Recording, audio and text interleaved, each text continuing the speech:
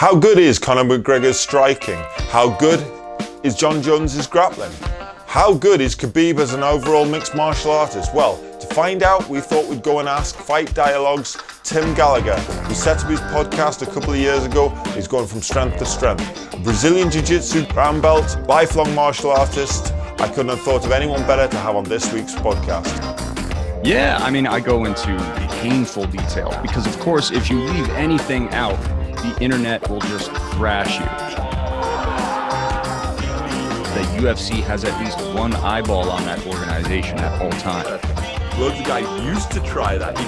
You always saw those guys giving themselves up like this and trying to... Is that you have to embrace the failure and then power through it. You know, it's very demoralizing when you put a ton of work into a video and it gets 12 views.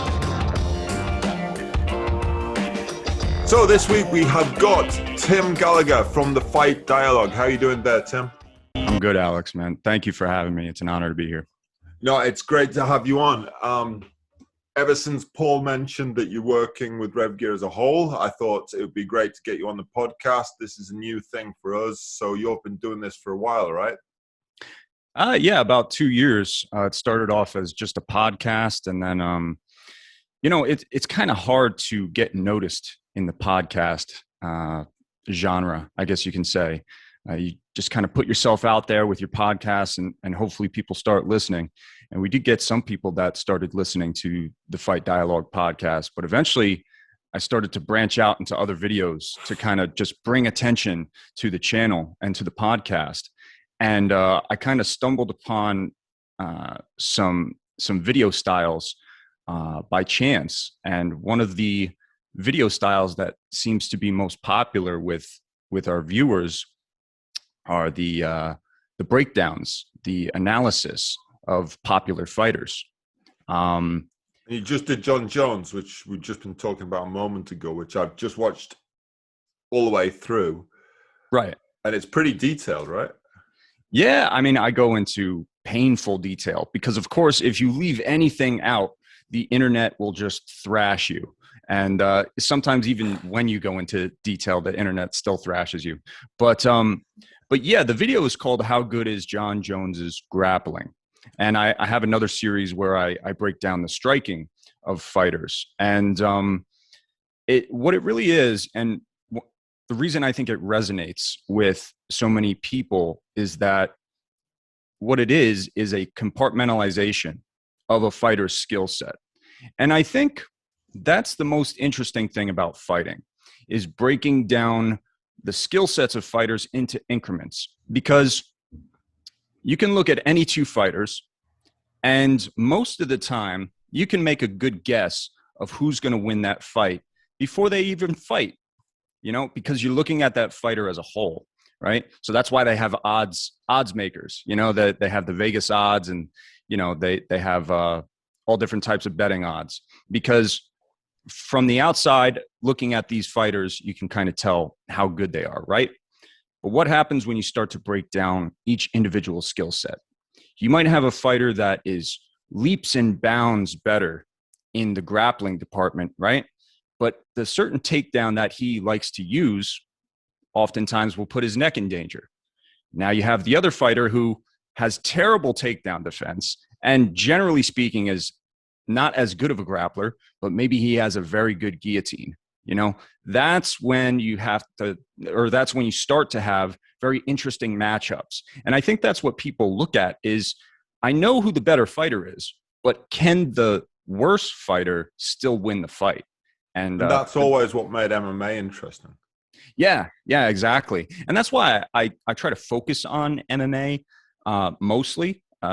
I was very particular when I named the podcast. I called it the Fight Dialogue because it's not just about MMA. It's about fighting in general. And the dialogue happens between, you know, the guest on the podcast and, of course, the viewers. But yeah, the fighting part, you know, we talk about boxing, we talk about Jiu Jitsu, all combat sports, really, even self-defense at times. But I like to focus the most on MMA because as far as sports go, that is the closest you can get to a real life fight, you know, without any rules.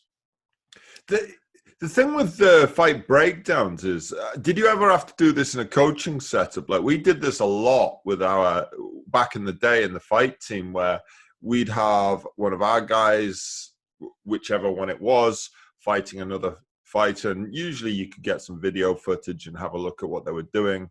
And this is a common thing where you're breaking down what the opponents do. They do it in other sports as well. You know, they do it in other sports. I mean, did you ever actually have to do that as part of a team? No, actually, I'm a brown belt in Jiu Jitsu, and I've been doing striking for 10 years, which is as long as I've been doing Jiu Jitsu. It's just I don't do striking as much as Jiu Jitsu. And I've competed before, but that's never really been my focus. Some would consider me a hobbyist when it comes to martial arts, although that terminology pains me because martial arts is my life. You know, I don't, it's not a hobby to me, you know, it's just I don't have all the time in the world to do it. It's you go through phases though, don't you? Like, I mean, nowadays I'm definitely a hobbyist when it comes to martial arts, and at one stage I did almost nothing else. Right. So, you know, at one stage there would be no other way of putting it other than being kind of a semi-professional. I think that would probably be the right bracket to have dropped myself in at one stage, but only based on the idea that was what was taking up most of my time. I certainly didn't earn a living doing it. Right. No, and I think you hit the mark with that. So I did not stumble across this type of analysis by having any kind of prior experience. The way I kind of discovered it, and the way I do it is I break down each category and give a score for it. So for takedown offense, I'll give the score of 7. Takedown defense, I'll give the score of 8. And I did that because, and this is kind of an insight into a YouTuber's mindset, I suppose, is I looked at what channels are the most successful on YouTube. And like it or not, excuse me, one of the most successful niches on YouTube are gaming channels.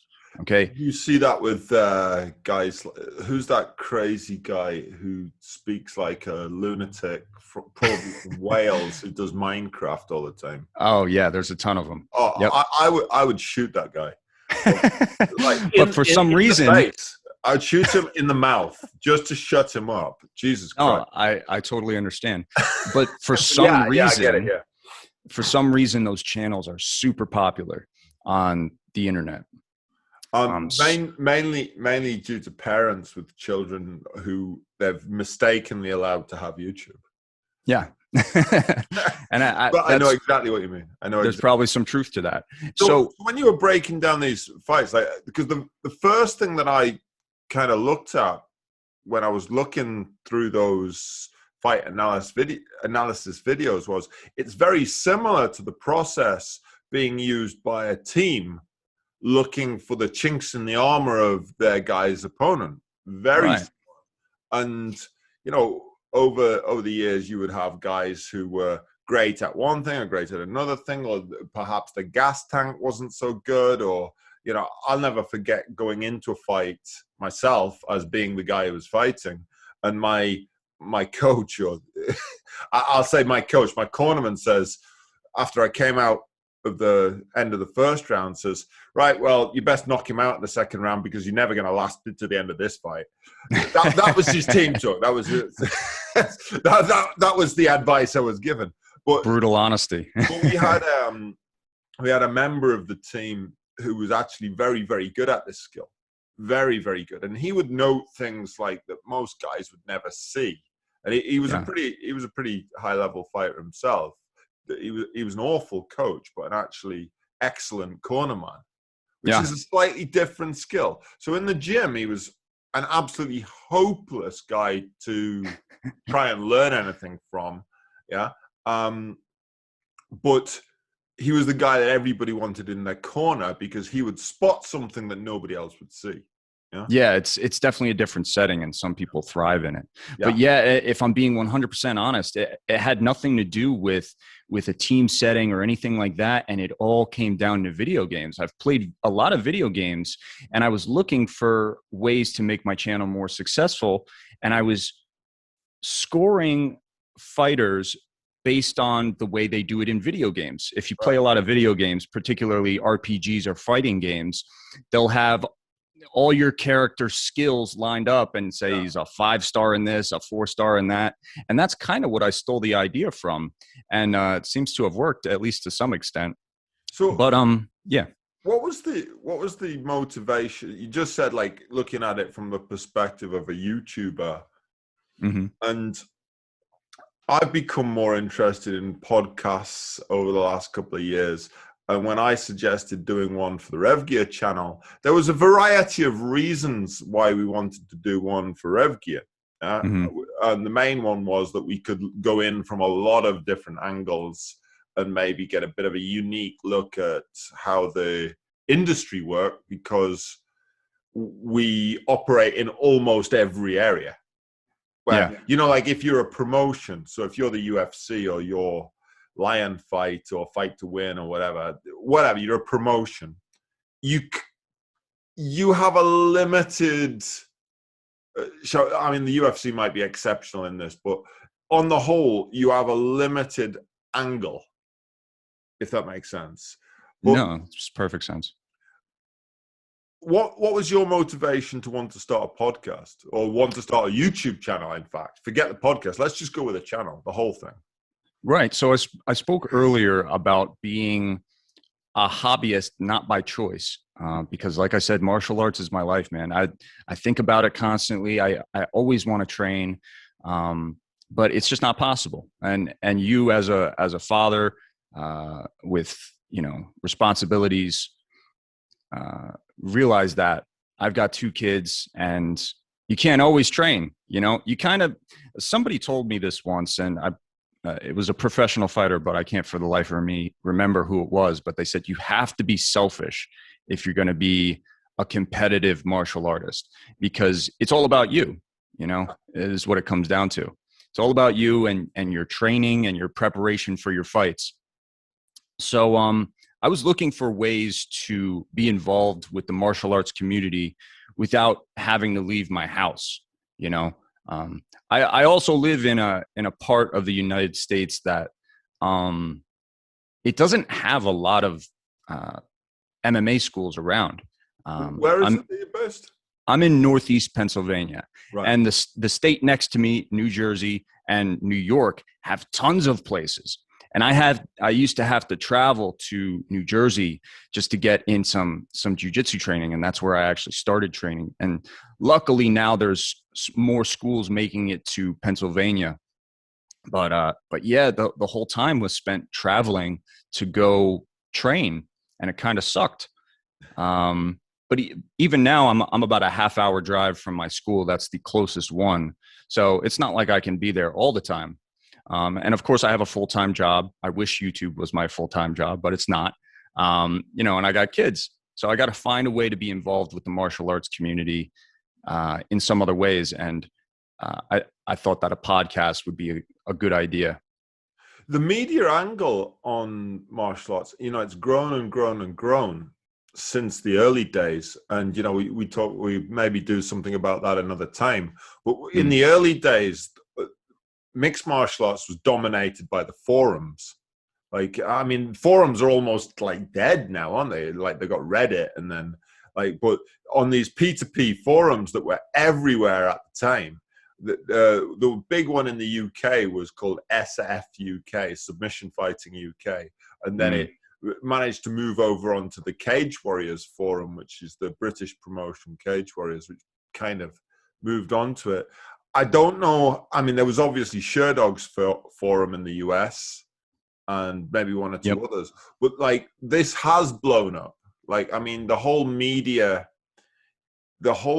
sphere has flipped. It's really in the hands of the users now, isn't it? In a way that it never has been before. Yeah. It's as mainstream as it's going to get as it's ever been, I should say. it presents a phenomenal opportunity, obviously, to get a foot into that area. But obviously, it's not just about starting up a channel and you're in. It's not as simple as that, because, as you know, it's a hard road. People see the YouTubers who've got like 10 million followers, but that's a very hard road to get to, and people possibly don't realize how difficult it is to build these things and how much work is involved in it. Yeah, it's like having a small business is what it's become.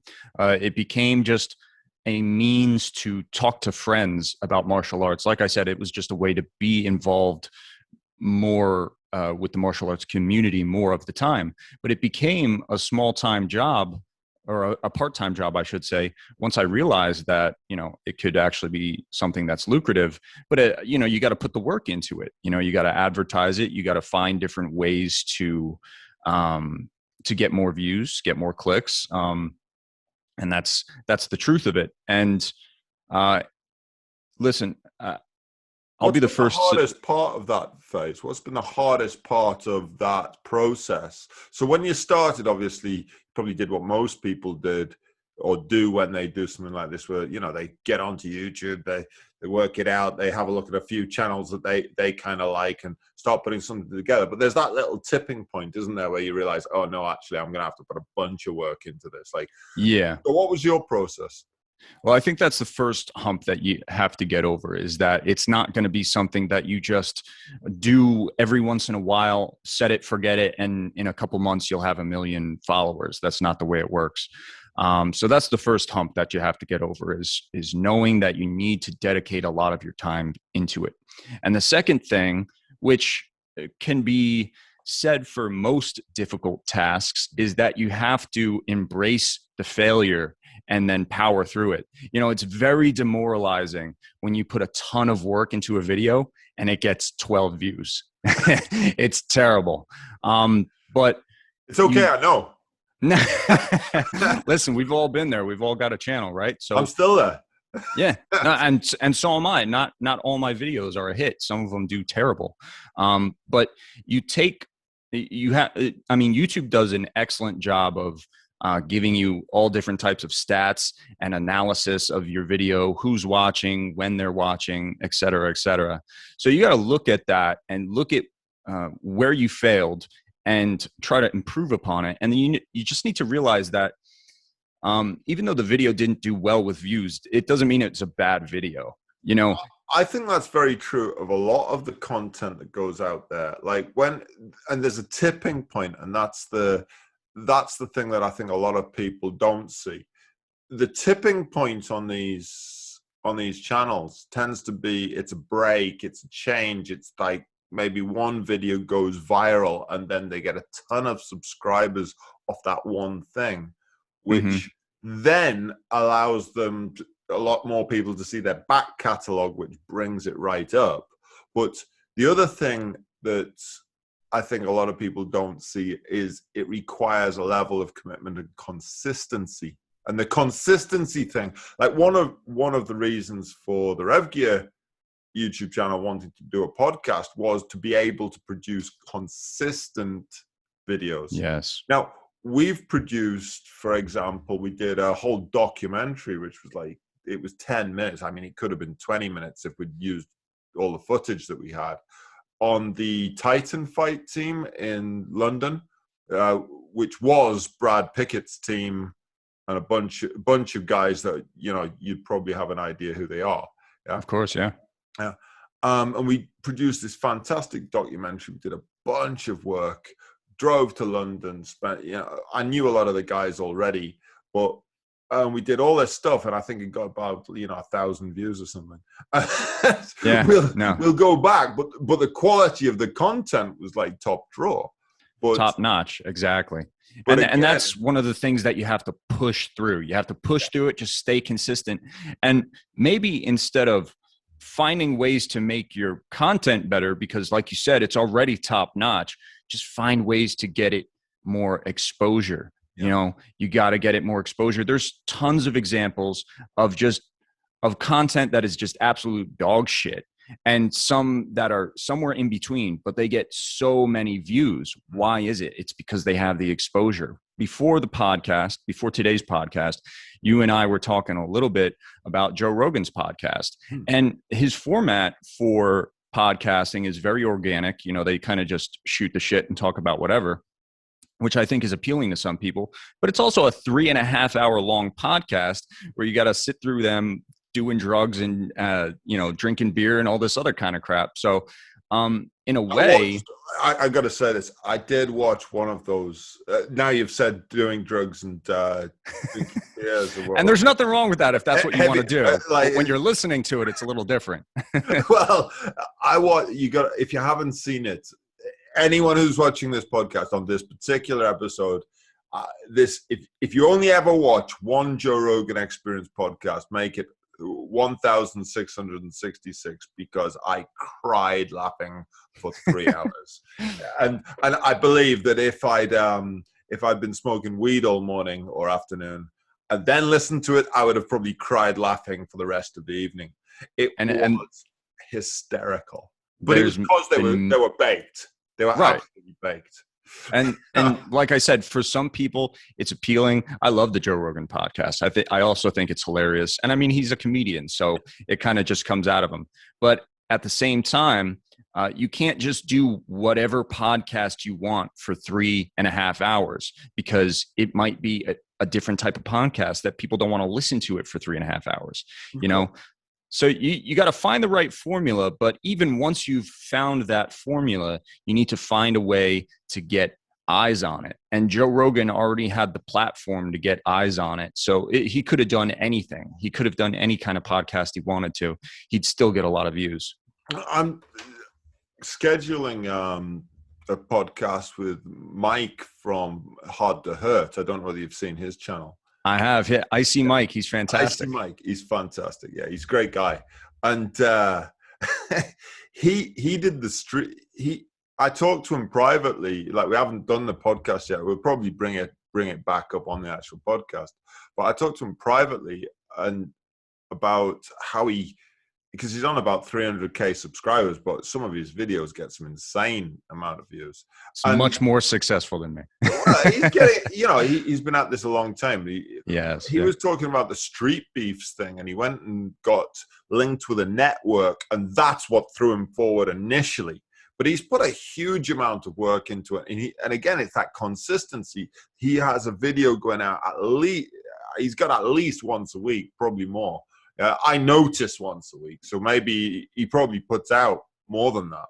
But a lot of these guys got a break, and you see the same in a lot of other industries. Like, we talk, I've got a few guys that I work with who are top-level coaches in the UK, and they're often looking for ways they can get their fighter broke into the next level.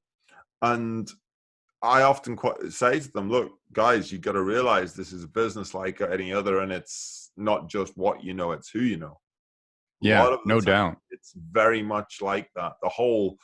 Most industries kind of work like that, but anything involved around media, and you've got to remember, like, the UFC as the premier martial arts event in the world is a media organization.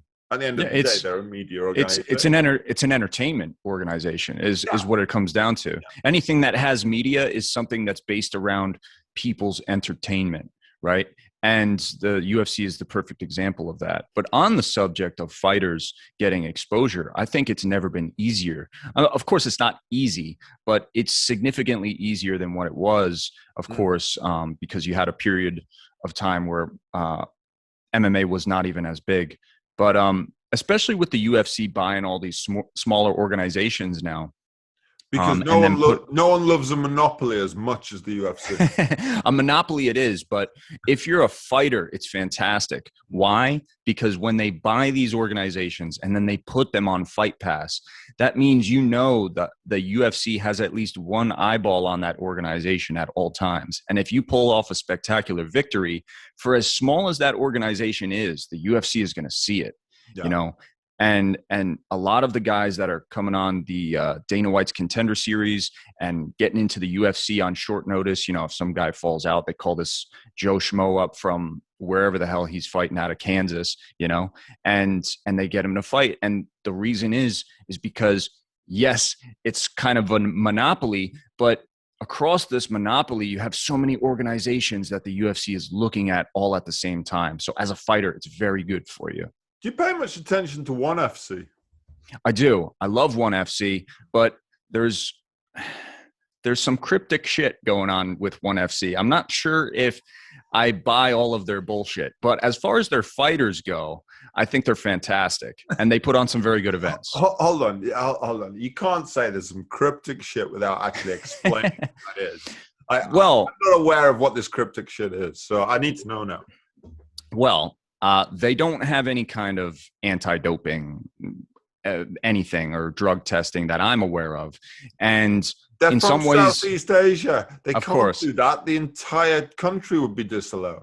Of course. And I'm like joking. I said, if anyone heard that was a joke. It's just like an English thing. Just please don't listen to anything I said. It's very crude humor. You'll have to humor you. But ONE FC is it's that kind of the my English sensibilities. It's kind of the successor to Pride, right? And Pride was notorious for not doing any kind of drug testing. And some people will say that's a good thing because it's more entertaining that way. If you have high-level competition, you have to have them drug tested, as far as I'm concerned. Do you honestly believe most of the guys in the UFC aren't on steroids? No, but I think it deters a lot of people. I don't think everybody is clean, but I do think that it deters a lot of people. And I'm not saying that USADA is the best, but I had this really, as a jiu-jitsu guy, I had this really interesting conversation with a friend of mine who's similar age group to me. So I'm in my late 40s now, right? Mm-hmm. And he complains about all these injuries and he's got constant pain. And I said, why don't you just do steroids? Like, why the fuck are you like? And Joe Rogan does actually joke about this, but he's fucking serious as well, right? So, of course. Yeah, he was saying I take a pallet of vitamins in the morning. I was crying laughing with this, but it's true. There comes a point, combat sports is hard on your body. It's hard, and then if you're doing it at any level at all, you're lifting. You're doing other things other than just the actual martial arts training. You're almost certainly doing some level of lifting. You're almost certainly. If you're competing, you will be doing additional cardio, and you'll be doing so many different disciplines. Like you'll have your kickboxing day, or depending on what your style is, you'll be boxing, you'll be kickboxing, you'll be wrestling, you'll be doing jiu-jitsu, you'll be doing the full thing, and it's a grind, there's no doubt. And to stay competitive in that sphere, it doesn't even matter what age group you're in really, but certainly once you're into your late 20s, early 30s, if you've been doing this for a while, you picked up some injuries. Yeah, no doubt. And there's a lot of different ways that you can work around that medicinally. But that's not my only problem with ONE FC. My other issue is their weight cutting, their lack of transparency with their weight cutting, because I think they're on to something with their hydration tests and their having fighters compete at more of their natural weight. But they don't really talk much about it. And whenever somebody tries to ask them about their hydration tests and why don't they make the weigh-ins public and this and that, they're very cryptic. And I think that's a red flag. Do you think that might be a cultural thing though? Like there's another way that you could look at that. Like, I'm just shooting shit here, so I could be coming at this from either angle. But in the Western sphere, we've become a little obsessed with these things, and we make a show out of a lot of the different aspects of the show itself, right? Mm-hmm. we're all very keen on everything being equal, and you see it in other parts of our society as well. Whether you agree or disagree with it, it's irrelevant. You see it everywhere, right? But ONE FC is primarily aimed at the Asian market. The owner of ONE FC is owns the biggest media empire in Southeast Asia, and it could just be that the Asians don't give a shit about this stuff. They're just not interested as a whole. Yeah. No, it could be. But then when I watch fights, like they had a recent event on TNT, it was really heavily directed towards the American market because they had some former UFC fighters on the card. It was the Eddie Alvarez and Demetrius Mighty Mouse Johnson card. And if you look at the dudes that they fought and ultimately lost to, they were enormous compared to them. The guy that Mighty Mouse fought was a head taller than him. Right. And these guys are supposed to be flyweights. The guy that Eddie Alvarez fought was like 6'2", Right. and Wow. supposedly 170 pounds. And it's just like, there's something weird going on here, I think. Yeah. Did you ever watch, what was the Russian promotion that all the UFC fighters went to die on? Was it M1 Global? No. It started with an A. It's going to come, and then they locked up all the owners because they were apparently Russian gangsters. But it's A something. Is that the one where Fedor fought Fabio Maldonado and got knocked down like 8 times in the fight and yet somehow won? I don't know. It's gonna come. The name of it. I'm gonna have to look it up. I'm going to have to look it up any moment now. But I remember. But the point wasn't whether there was any crazy stuff going on with steroids, which there probably was. The point was they had a whole bunch of these Eastern European fighters on it, Eastern Europeans and Russians, being a Russian promotion. And then you would get guys who were well-known, either British or American fighters. Quite often they'd either not quite made it in the UFC or they'd come away from it for whatever reason. And then they would have some guy come out of nowhere and flatten them. You'd never heard of this guy. And it would be lethal in a way that, like kind of red heat lethal. Yeah. Yeah. And then you'd never hear about them again, right? Yeah. Because they probably went back to the gulag, right? But they just let them out and said, hey, you fight on this show. You can eat well for 3 days and you can have as many women as you want. Sign me up. Right, yes, release the experiment, right? and if you win 3 times, we'll let you out. So no, a gladiatorial.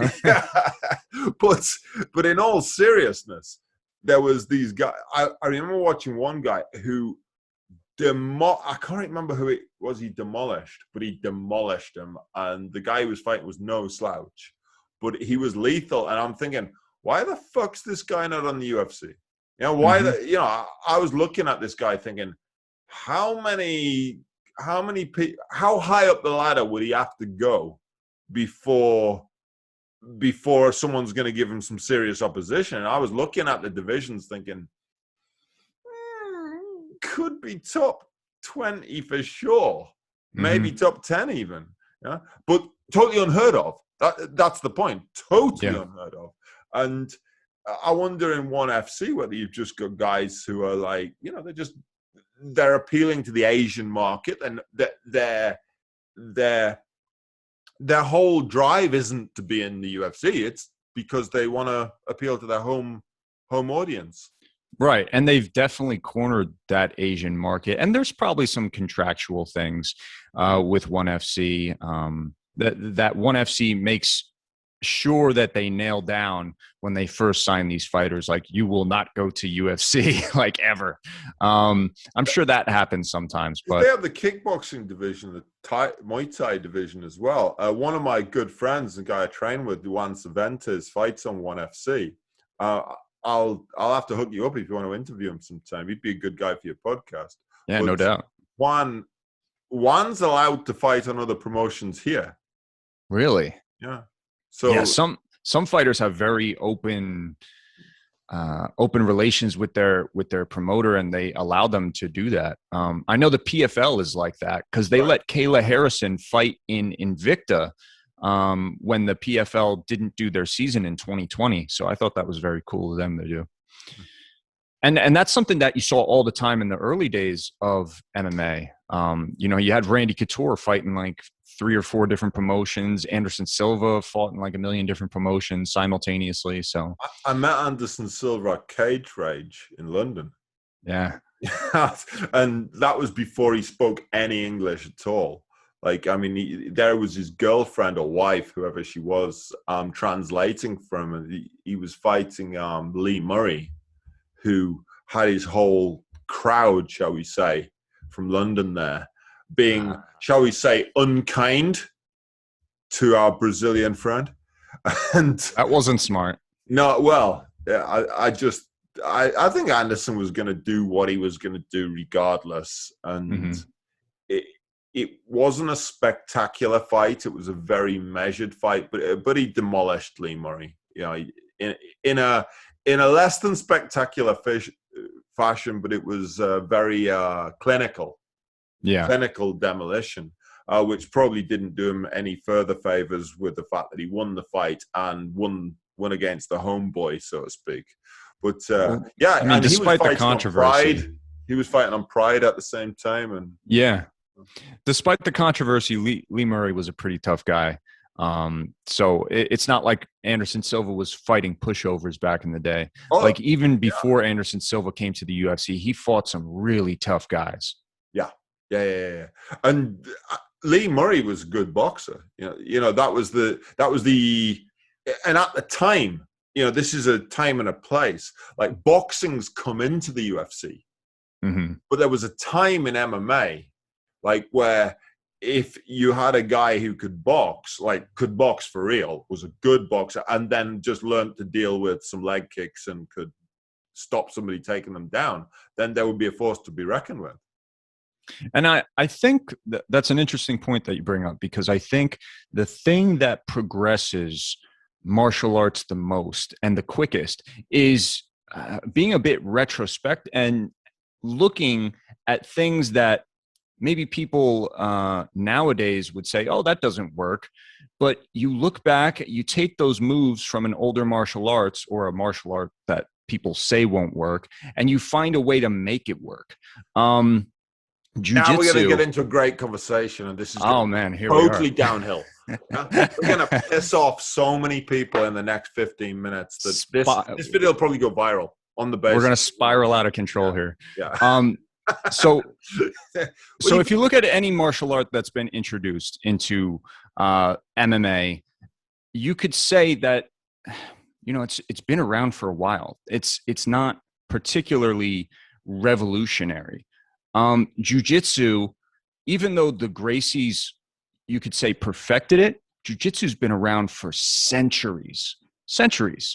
And for the longest time, people looked at grappling as the inferior form of martial arts. And then when you put it in a more open setting with less rules, it thrives, right? You could do that for anything, though. You could look at and you could break it down to the very technique. Do you know, Tim, what people often really don't get, because they're sports fans and they're not martial artists, and the definition of what a martial artist is has become a lot looser with its proliferation, right? Yes. But take 3 martial arts that definitely have been somewhat derided in more modern times. And I'm not saying I'm a big fan or very knowledgeable about any of them, right? Aikido, you look at karate and Wing Chun, that I do know quite a bit about, right? Right. And in no particular order, look at what Aikido was trying to do. It was trying to deal with a guy with a 6-foot-long fucking razor, right? So there is no point in punching him in the face, because you're going to lose your arm or your head or your leg. Yeah, right? And that's an excellent point. A limited amount of things that you can do against a guy I don't know how long a katana actually is, but it's going to be 4 or 5 foot long and it's a fucking razor blade, right?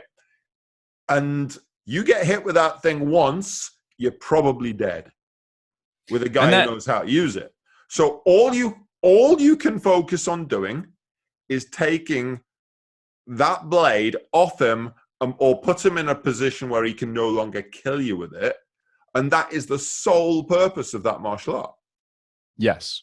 And that's a great point too, is that some martial arts, it's not that they don't work anymore, but they have, that is kind of what it's like, but they've become obsolete because technology has changed, because time has changed. So Aikido is a great example of that. Is finished when the guy's got a gun. Yeah, and that's an excellent point as well. And you see all these Krav Maga videos where the guy, whips the gun out of his hand and turns him around and shoots him or pretends to shoot him. But in actual fact, the reality of the matter is, if the guy holding the gun's any good with a gun, he won't be anywhere near him and will just shoot him. Yeah? Yes. So, okay, under an extreme circumstance, if you have got seconds to live anyway, you may as well know it as not know it and give it a shot. Right. Mm-hmm. But, I asked somebody, a very high level martial artist who spent a lot of time in Brazil. I mean, I've been out training in Brazil, but I asked him, I said, have you ever been mugged? Have you ever actually been in that street confrontation where someone's trying to rob you? I mean, we've all been in fights, but an actual, where the guy's armed or there's more than one of them. We were actually talking about an incident in South Africa with 3 guys shaking people down with machetes. And it's like, under those circumstances, even when you're an extremely skilled person, are you going to risk having that confrontation for the sake of your wallet? Certainly not. Certainly not. There's a secondary side to this of, like I was saying to my friend, I said, well, my problem is certainly if there was some odds, there was some reasonable odds I could come out of it, whether my mindset would allow me to hand it over.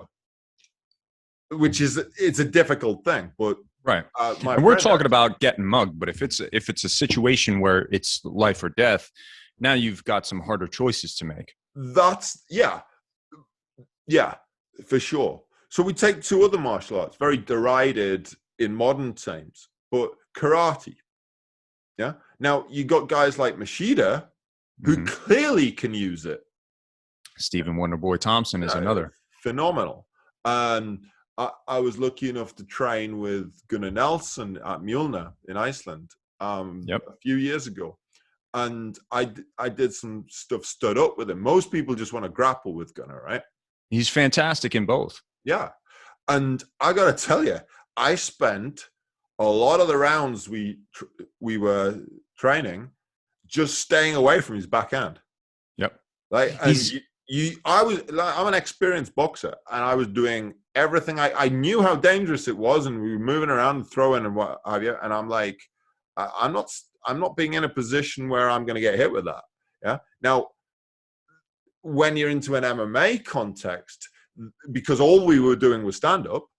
Yeah. But when you're in an MMA context, well, now that gives you another problem because he's an elite grappler. So now your striking's less effective because you've got to worry about this horrible, and I'm trying to remember whether he's left or right-handed now, but it was, and he flipped stance anyway.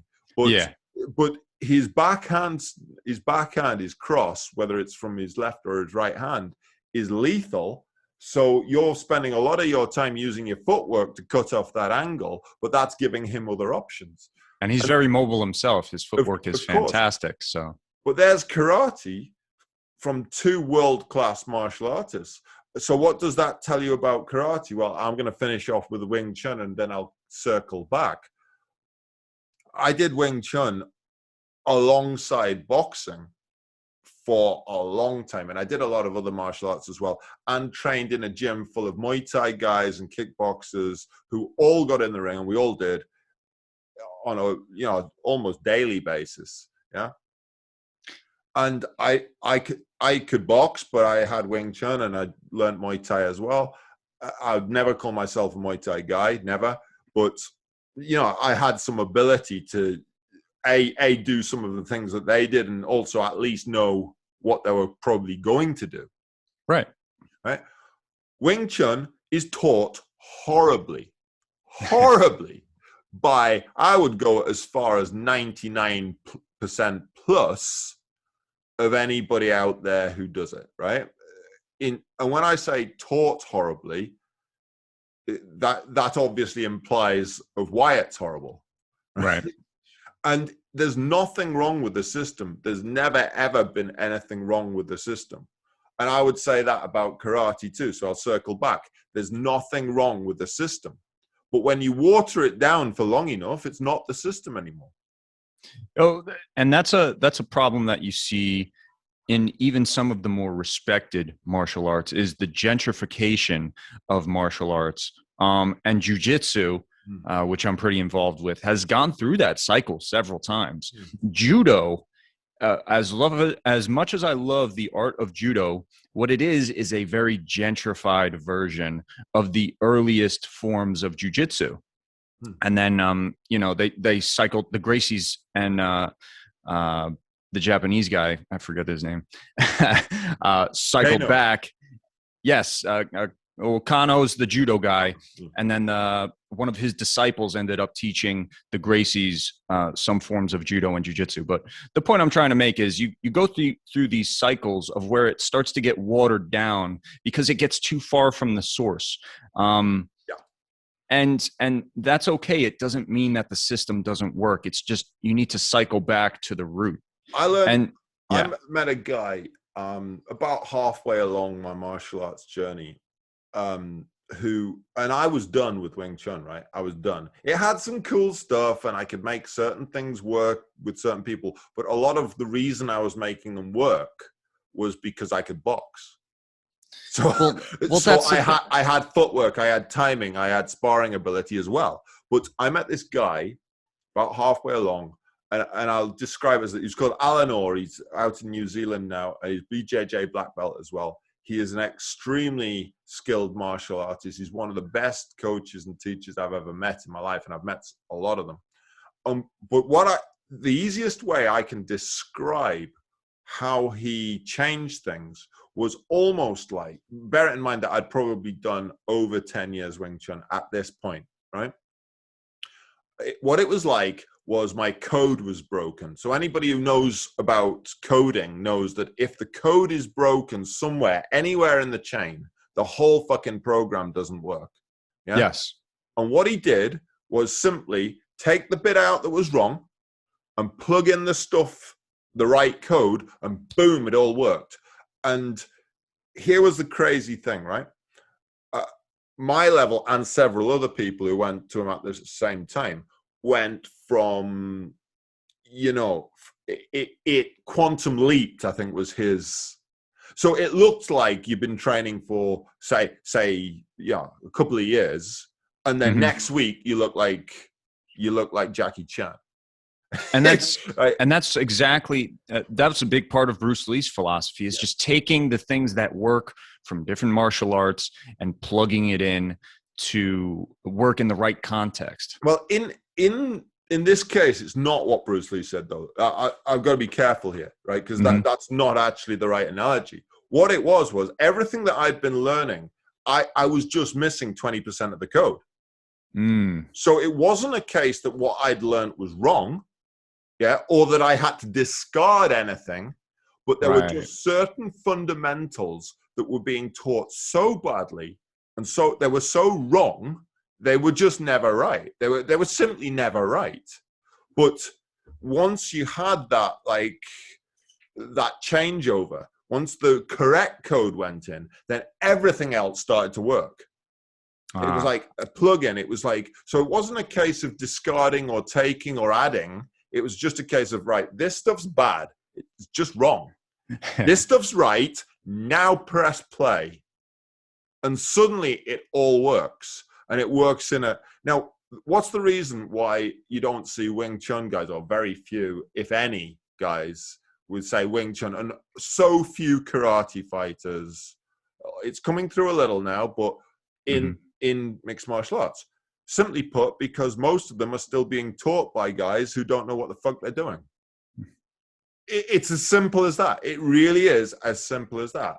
But in the 70s, karate fighters were nails. Like they were, you know, and they took on a boxer, they'd probably have a pretty good show. Yeah. Right. But it got thinned out and thinned out and thinned out. So, and look at jiu-jitsu, the way it was taught in Japan. Well, what's the reason there are no strikes in jiu-jitsu? It's a very simple reason. Well, in the earliest form of jiu-jitsu, it was used against the samurai because if you lose your weapon, which happens quite often, you need a way to kill that guy with your bare hands, and punches aren't going to do shit against a guy in armor. Wearing armor. Yeah. Ow! Yeah, that's the best you're going to do. Yeah, exactly. So it was all about disarm, take the weapon, stab him, off you go. Yeah. So again, when applied in the right context, there's not a lot of martial arts that are wrong.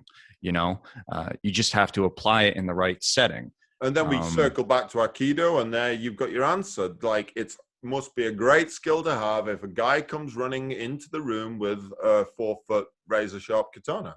Yes. Which obviously happens all the time in Pennsylvania, right? I can't say that it has, but I think that's really what it comes down to. And you can go back to any martial art, and we're circling back to the looking at retro moves, right?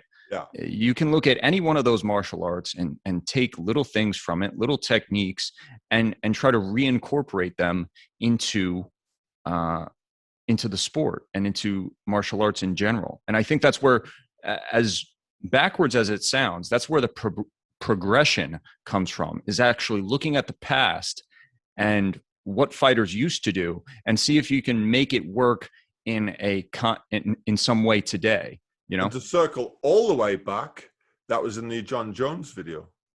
Yes. So there was the standing guillotine. Now, I remember a time where every man and his dog attempted that guillotine or jumped the guard into it and so on, and people throwing guillotines left, right, and center, probably because it was one of 3 jiu-jitsu moves they actually knew. Right? But I remember the guy, you know, and you made the point that Jon Jones had like perfected the standing guillotine, possibly because of his height advantage against a lot of guys, but he had no intention of taking it to the ground. He just perfected a way of using it from a standing position, which was extremely interesting. So loads of guys used to try that. You always saw those guys like getting their shoulders up like this and trying to crank it up, and then obviously anybody who had half some wrestling ability would pick them up and slam them. Right. And Jon is a master of using his physical gifts to his advantage, but he's also very smart. He does things in an unorthodox way, you know. And when he got that standing guillotine against Machida, he trapped him up against the fence, and he pressed him up against the fence in such a way where there was no out for Machida. He couldn't have wrestled. He couldn't have spun, which is a common counter you see to the standing guillotine. They'll actually spin and roll to their back, which nullifies the guillotine, but he had no options there. Jon Jones is very smart, and that's why he's as successful as he is. So on a slightly different question, but the same kind of tip, who's a guy that you've actually trained with? You've trained with him who has blown you away? Like you've gone, fuck, I knew this guy might have been good, but wow. Yeah, who's blown you away? You know, it's always the smaller fighters. Right. It's always the smaller fighters. And I've trained with some smaller female fighters from Bellator before, some smaller male fighters, some bantamweights. I'm 6'1", about 170, 180 pounds.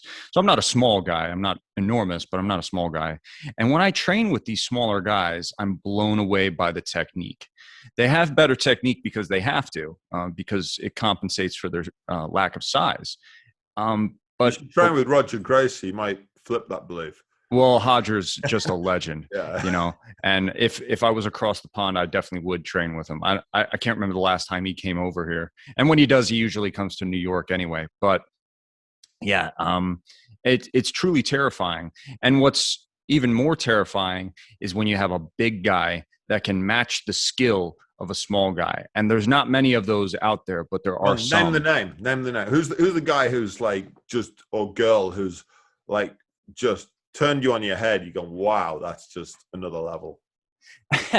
I haven't trained with too many MMA fighters that are big names, but I have trained with a lot of fantastic jiu-jitsu fighters, a lot of Henzo guys, some guys from the Danaher Death Squad, that it's just like, man, this is just unbelievable. Like, I'm never going to be this good, you know? I horribly had that experience with a guy I used to like pretty much own a few years ago, last week. And it was horrible. I actually said to him, I'm quite deflated. I thought I might have caught some ground up in the last couple of years. But have you rolled with Henzo? You trained with Henzo? I have not trained with Henzo. I got to make my pilgrimage to New York, to the Blue Basement. I train with a bunch of Henzo affiliates. That's why I have a Henzo shirt on. But I've not been to the Blue Basement yet. I got to go there. Yeah, you definitely have to. How far is it to New York? It's about a 2 hour, maybe an hour and a half without traffic, but there's always traffic. That's not bad. That's not bad at all. So I think we're coming towards the end. You know, we try and keep this to an hour. You know, I mean, yes, sir. What's the plans for the fight dialogue now? What's the next steps? Well, I look to incorporate more things like this into the channel, which is where we're talking about philosophy. We're talking about the earlier days of MMA. I love that stuff. I'm a history nut, so the history of martial arts is something that really gets me going. I'd like to incorporate more of that into the channel and just branch off into more things, because although I do focus a lot on MMA, we're not solely an MMA channel. We're a martial arts channel, and that's my goal for the fight dialogue. I think there could be a lot of really good growth in that, and I think that's some content that would do well. I definitely do think that. I appreciate that, man. Okay, Tim, it's been great to have you on the show. We've got to do it again, but best of luck with it. We'll be re-sharing all those videos, and we'll be putting it out there. We're going to catch you real soon. Okay. It was an honor. Thank you very much, Alex. Thank you.